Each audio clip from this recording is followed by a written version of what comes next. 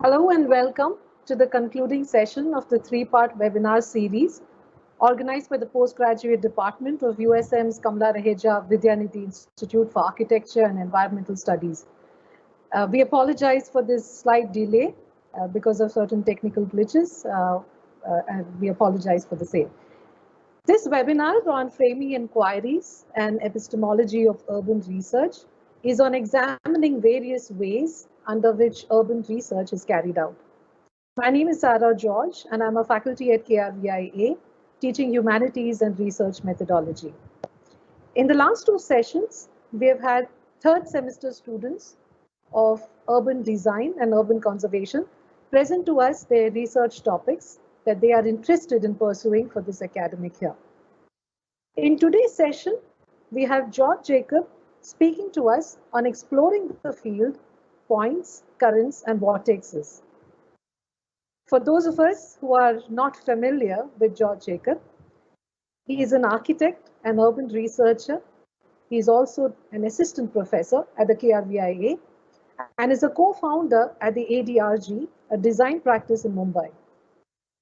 His research and academic work explores the everyday at the scales of the region, people, and objects. He has been studying the evolution and impact of urban ecologies and their corresponding networks on community systems, especially in urban peripheries and rural landscapes. He has studied water systems and the associated indigenous knowledge integrated with the everyday life of rural landscapes and their economic manifestations. He was awarded the UNESCO Sahapedia 2018 Fellowship to map and document the architecture and engineering systems of the Kazans of Goa and their associated cultural practices. He continues to engage with modes of representation and has experimented with drawing and diagrams in research and practice to engage with the architecture discipline. The field is an encyclopedia, a source to learn and reference from, a repository and archive. The nomad, a researcher in this case, is one who has curiously, or rather who curiously investigates the field, either treading on new paths or trailing the old ones in search of answers. The mirror, a lens used to view or scrutinize the field, distorts and reflects, aiding in new discoveries. This lecture seeks to draw out possibilities for interventions through the various roles a researcher can take on in the field. We shall now listen to how George detailed these fundamentals of research for us. At the end of the session, we will have a round of Q&A where you may kindly type your questions in the chat box on your screen.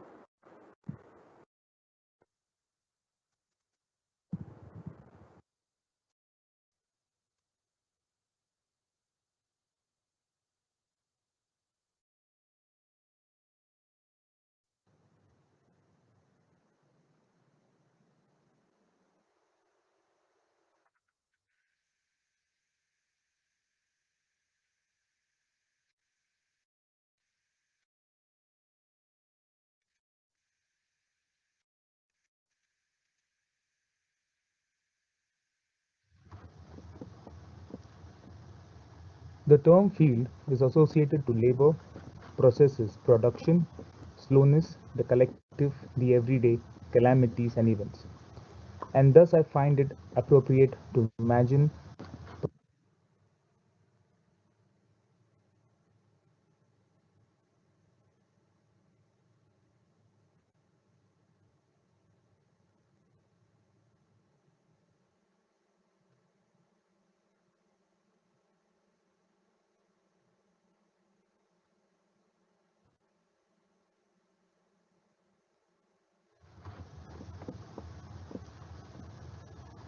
the term field is associated to labor, processes, production, slowness, the collective, the everyday, calamities, and events. And thus, I find it appropriate to imagine the city as a field, the context of study as a field, and the application of a derived theory on the site for demonstration as a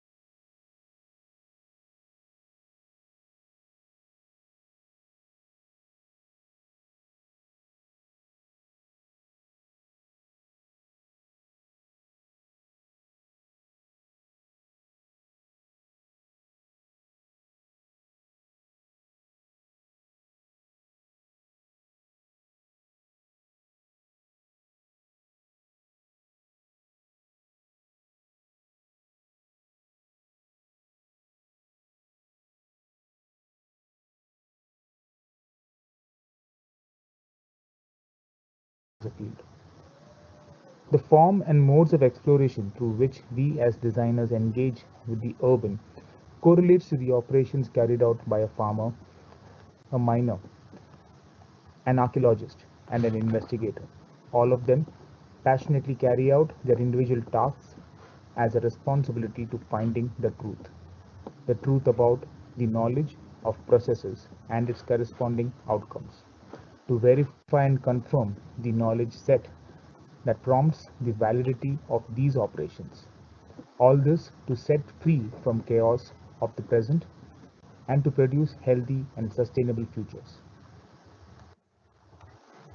In the search and discovery of ultimate truths, the researcher encounters multiple versions of the same truth.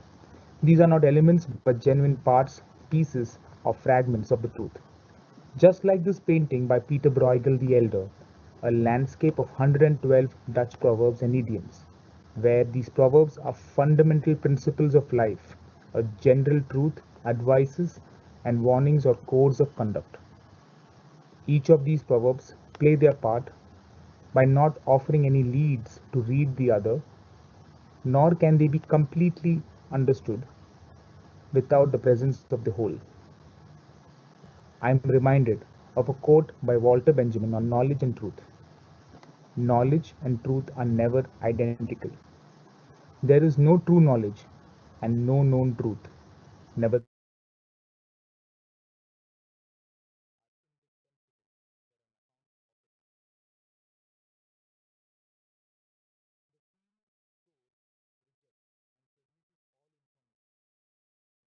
if the field is an encyclopedia, a source of knowledge to learn and reference from, a repository, an archive, then the researcher processing information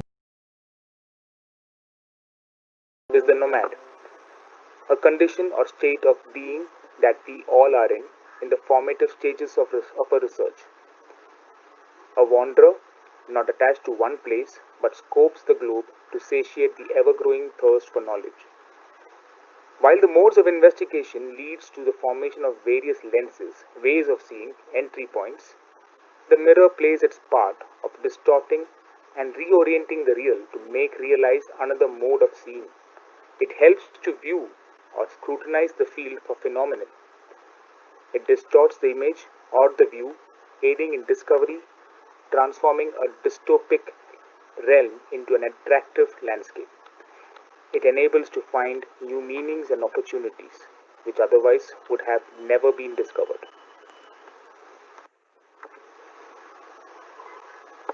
Down in the rabbit hole is a metaphor I like to use when research is in progress. Just like the case of Alice here in Lewis Carroll's 1865 classic Alice in Wonderland, where the researcher gets curiouser and curiouser about the multiple meanings and associations that the intended topic has with other discourses and platforms. The opportunity to engage with these multiple realities and their corresponding domains expands the field of urban research and illuminates possibilities of various entry points. The entry points on the surface of the field illuminates just like these colorful points and currents on the structure plan of the Charminar precinct. The researcher is able to witness a constellation of these entry points, as in a field of points, currents, and vortexes.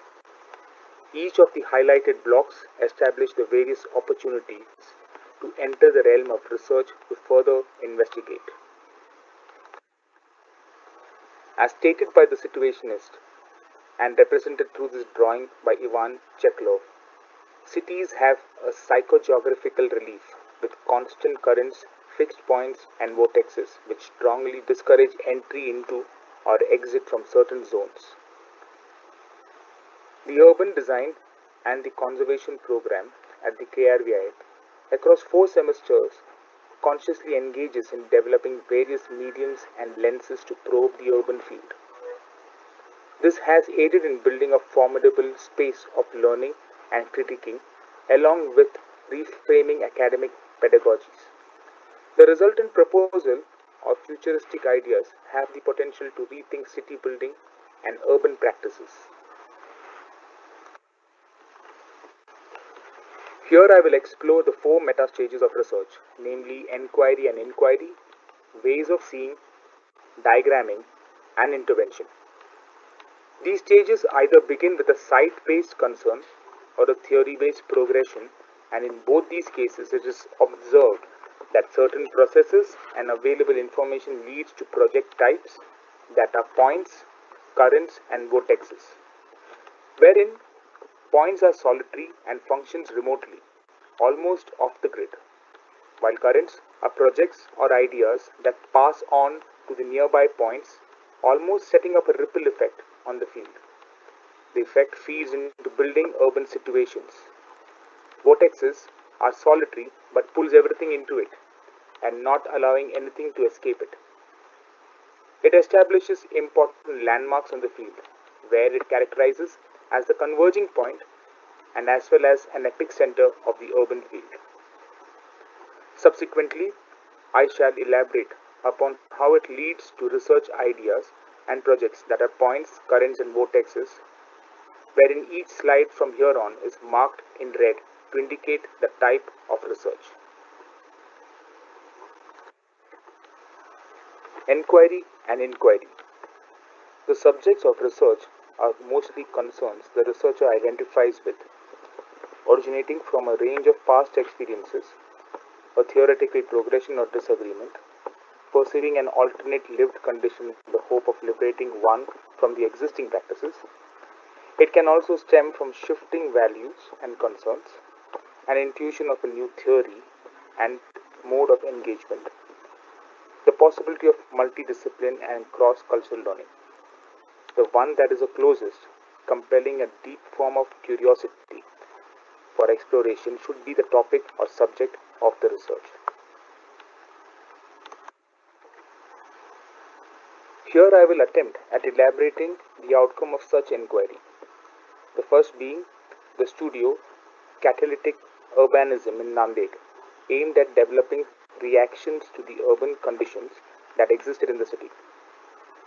A joint study and analysis by the students of design and conservation led to proposals that reacted and developed alternatives to city building processes and urban form. Individual proposals were set of points reacting to the context within which they were positioned.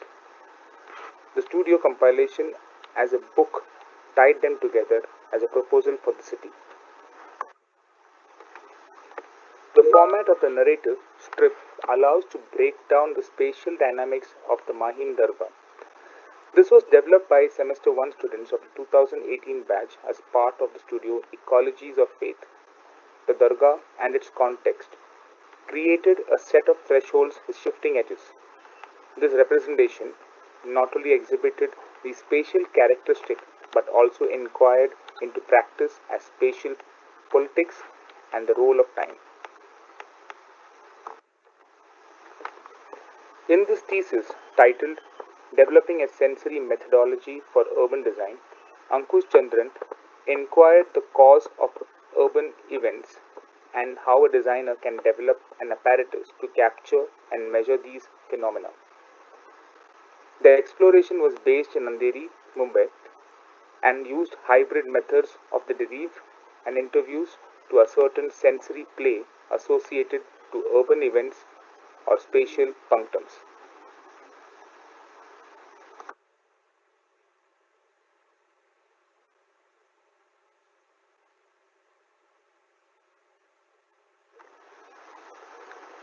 Ways of Seeing by John Berger, and I shall quote, "Seeing comes before words. The child looks and recognizes before it speaks. We only see what we look at. To look is an act of choice. As a result, what we see is brought within our reach. To touch something is to situate oneself in relation to it. We never look at just one thing. We are always looking at the relation between things and ourselves." Research attracts different ideas for inventing a better future. It is of utmost importance to draw from other fields or domains ideas for setting up research trajectories in this field of urban studies. The researcher, a nomad, initially settles on sharpening one aspect of research that will help in the liberation of the self as well as in the progression of the idea. This aspect of setting up diverse vantage points helps to strengthen the study.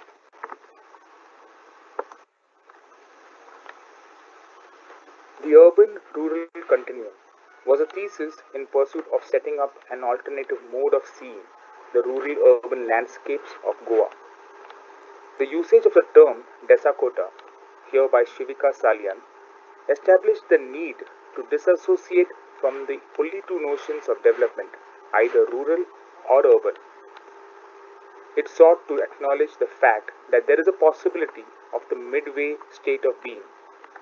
The thesis consciously developed a framework that protected the Desakotas from losing their characteristics and also engineered the possibilities of sharing resources and networks. This mode of engagement set in motion the need for a change in perspective and highlighted that the Desakotas would employ each other for survival. Unlike the earlier premise of the thesis of changing the gaze to set in motion projects or situations that are currents passing through the landscape, here with the lived space project at Kalba Devi, the premise is reversed. Though reversed, it still continues to develop a new lens for reading this part of the inner city of Mumbai. The SMLXL strategy was used to analyze and design futures for the communities in this context. The S, small, looked at surgical inserts through the lens of conservation. M, middle, established annexures and reprogramming as a strategy. While L, large, looked at the redevelopment of the entire plot, whereas XL, extra large, used the cluster redevelopment strategy. In spite of the scale of the proposal, each of them were conscious of the impact on the urban as well as the precinct.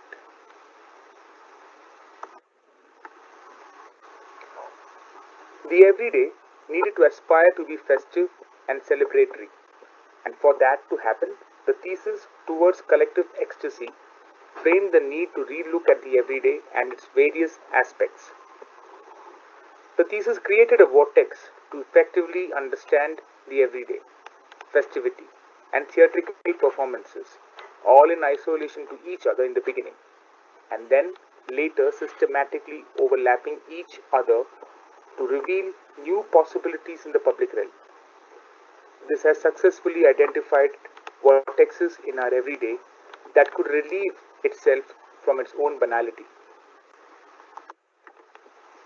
The diagramming stage is crucial as this helps to structure and strengthen the research intent. The diagram collates information and inferences from initial concerns to design intervention and allows the unpacking of keywords for research. This is undertaken to assist in the structuring of the argument, setting the limits of the research, and gathering resource materials to define its extents. The diagram is a wayfinder, a map locating all relevant parts of the research. It displayed proximity and contradictions, thus prompting the researcher to take suitable actions. Here, the satellite image of Thane is used to locate all the endangered spaces and the corresponding neighborhood profiles. While these two images from Namrata Khatot's thesis represents all the insufficiencies encountered in the households at Akola, it also located the insufficiencies at the unit and street scale as well as at the precinct scale. This prompted the creation of another diagram to summarize the findings as well as to prepare for proposals and subsequently to check the success of these proposals.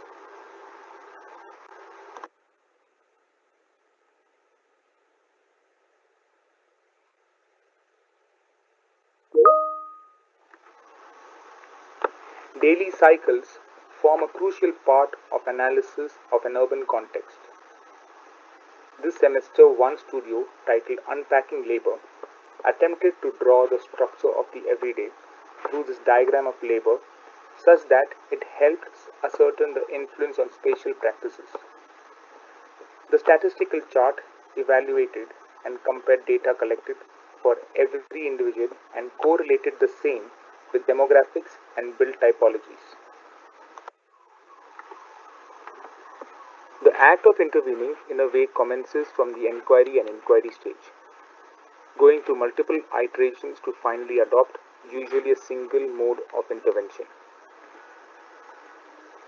The intervention is an outcome of the process of research as well as a demonstration of the future possibilities. The diagram here comes alive with the last and final stage of intervention, which in turn is a reflection of the process and the cell, and also establishes a continuity of research. The intervention stage, I would say, is a matured state of understanding and being, but leaving behind traces for the commencement of new researches. Shashank Oswal's thesis looked at developing a toolkit for urban safety to influence planning processes. He used the premise of safe city for children as the primary lens for investigating, analysis, and intervention. Since the premise was already set up, the inventory of urban programs and modes of intervention had already been part of the process. This mode of exploration, assuming a lens in the beginning, establishes the end users as key factors to design a demonstration.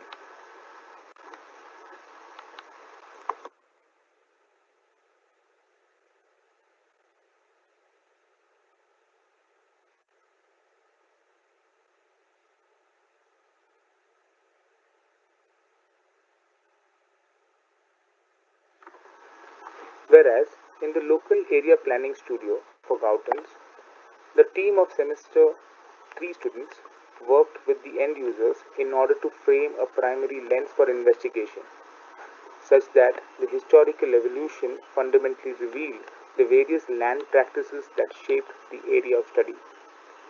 The design intervention is a reflection of the early stages of reactions to the concerns of the context. The expected project output was also due to its explorative mode of mapping.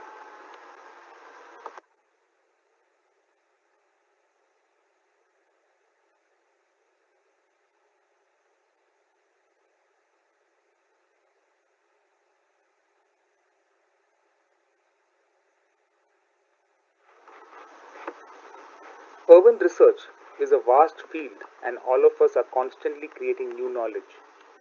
The more we engage with it, the clearer it becomes to see the various associations that are present within it. It is like the more you practice, the better you get, eventually developing an intuition of the field.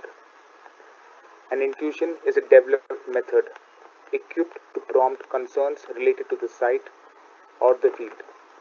It is also capable at suggesting a theoretical framework to pursue the investigation. At this note, I would like to quote David McCandless from his book, Knowledge is Beautiful. The never ending graphic, I would start with one question which opened up three more.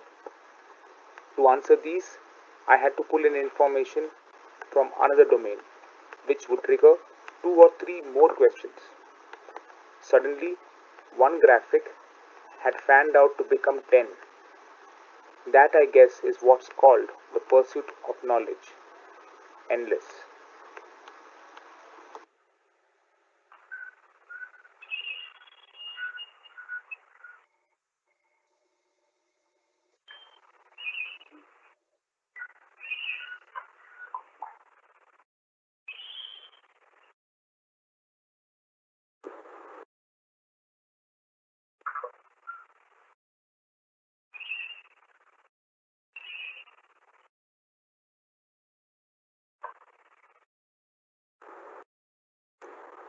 George, thank you. Thank you so much. That was such a delightful and visually beautiful presentation. Thanks. We will now go ahead with the question and answer session and take some questions if there are any. And I already see one in the chat box. But for those of us who are not familiar with this particular round, a gentle reminder that please type in your questions into the chat box on your screen, and I shall be reading these questions out to George. So the first question that has come in is if you could elaborate why the primary step in research is to dismantle everything that is known.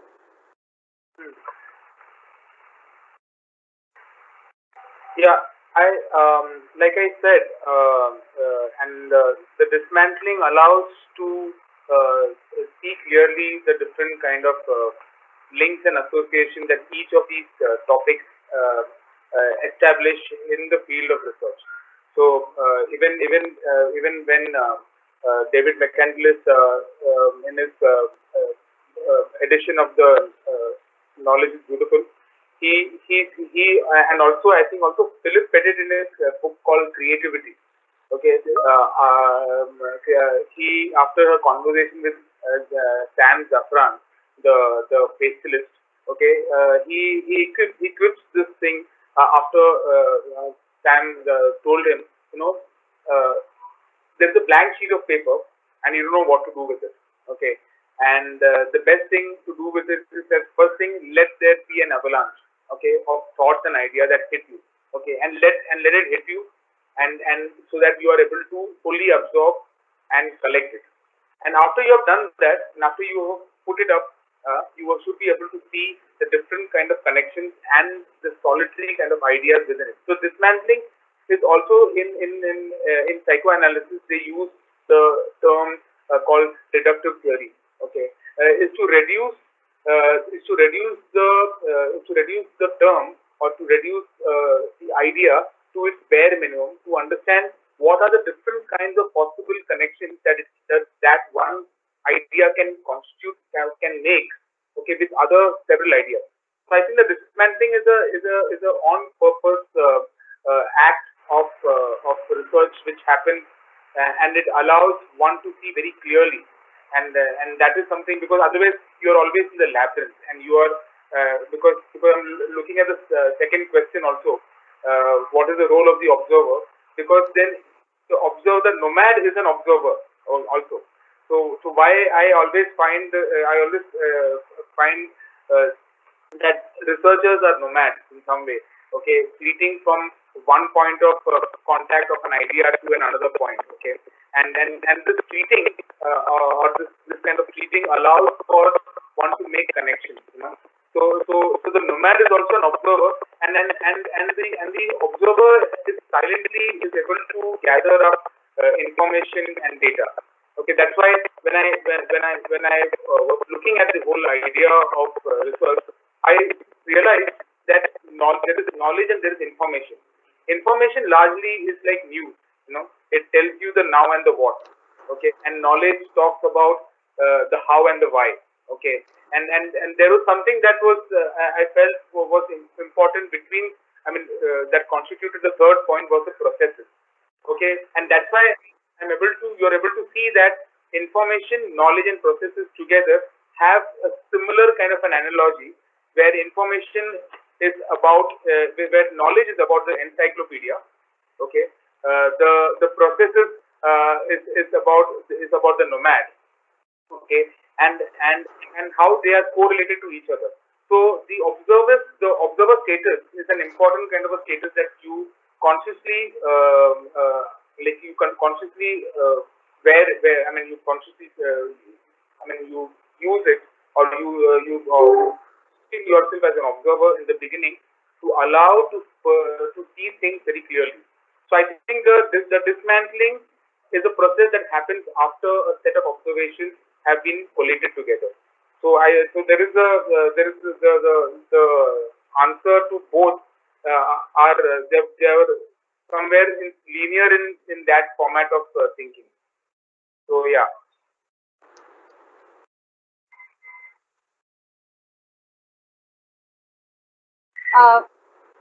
Yeah, you also talk about the mirror being the lens. Okay, like would you elaborate more on that? So, I mean, mirror. Foucault uses the mirror as a term, and also uh, Louis Borges also uses the mirror and the encyclopedia as a way uh, to distort reality. And it's very interesting because the mirror is like a lens. I mean, the gaze, what the mirror shows is a representation of the real. And sometimes, if you continue looking into the mirror, you do not know if that is reality or if that is just a mirror image of the self. So the mirror, like the way it distorts and reflects the image, it allows to be able to see things very clearly, and also something that is closely related to the dismantling idea. Okay, where you are able to split two ideas, okay, and look at it, and with the mirror you are able to further look at how it can probably distort the image further to find new meaning. So the mirror is like a lens that like a Kamala Raja, we develop a lens. Okay, the lens could be hypothetical. Okay, the lens is something that is borrowed from another domain or a field. Okay, and I can one can correlate the lens to the mirror, and it does the same job, does the same purpose, and it helps the researcher to use it efficiently to see through things.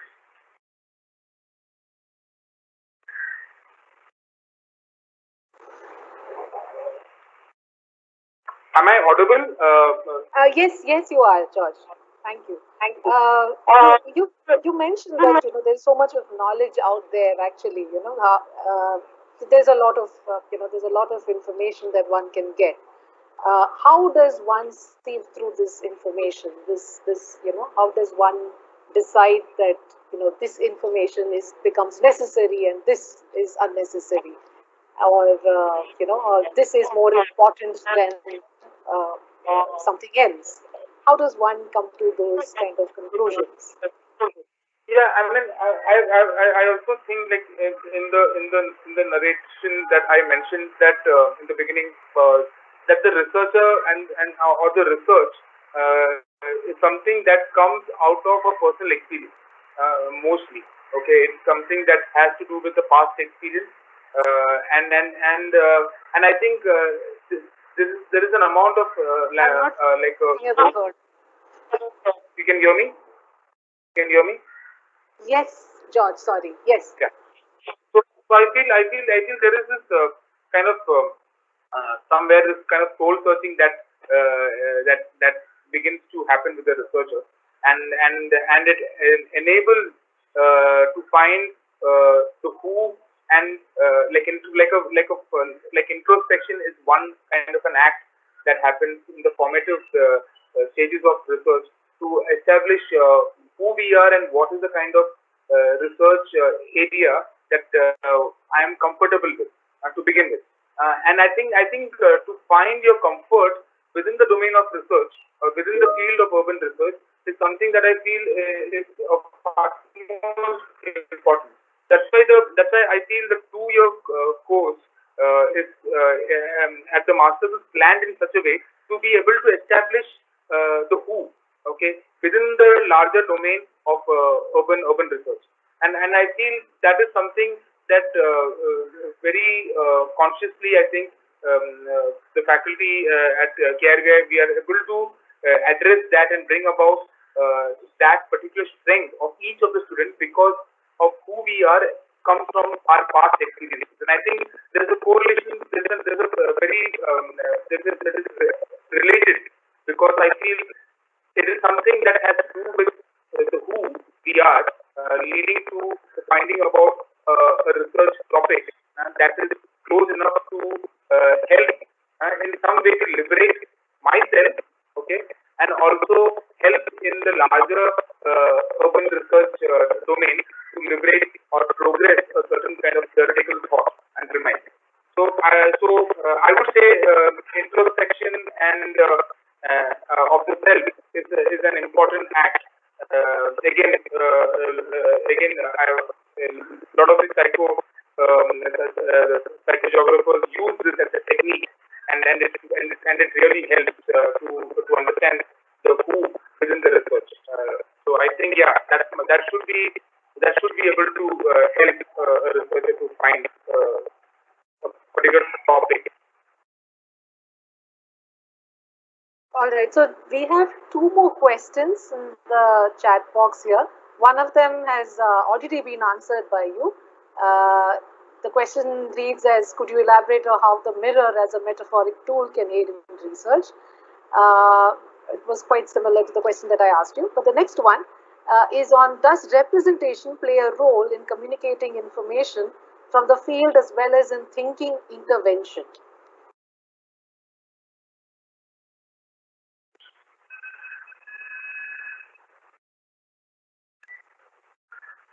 Yeah, I mean, I think the answer is embedded in that question, and because representation by itself is the act of thinking. It is not separate. It's not divorced from thinking.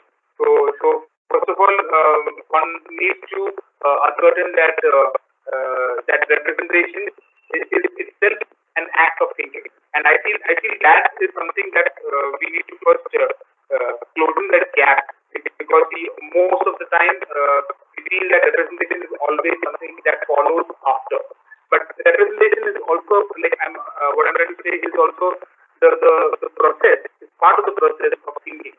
So so does representation play a role in communicating information? Yes, it does, because it is the only tool, I would say, that can probably communicate with the layperson and the researcher. And I find that representation needs to be simpler, okay, to deduce, like I said about the reductive kind of method, to deduce a complex idea into simpler forms of viewing for a layperson. I have to say that when we as researchers, when we research various domains, okay, it has to fall on the ears and eyes of a layperson. Okay, so your communication, that's the tool of representation, has to be as simple as that, to be able to communicate an idea to somebody who is not from the field of urban studies.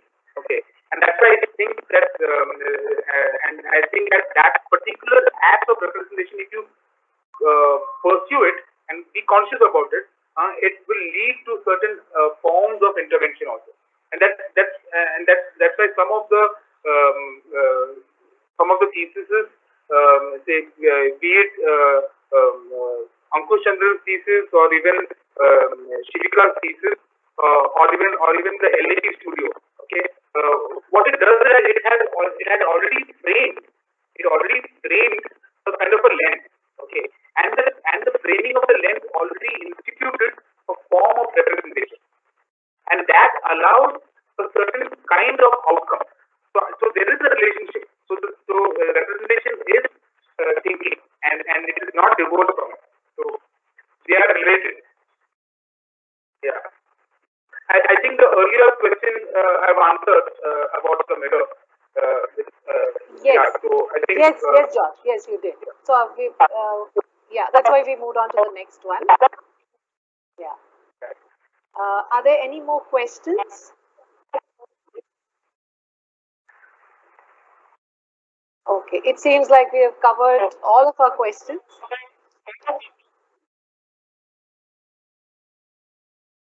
Yeah. Okay.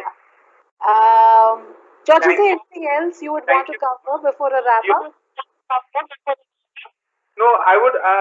It's just that many times we, as faculty and as also students in the field of urban research or urban studies, always grapple with this idea, like you were mentioning, what should be the topic, okay, or if I have a topic, how relevant it is, and there needs to be a certain kind of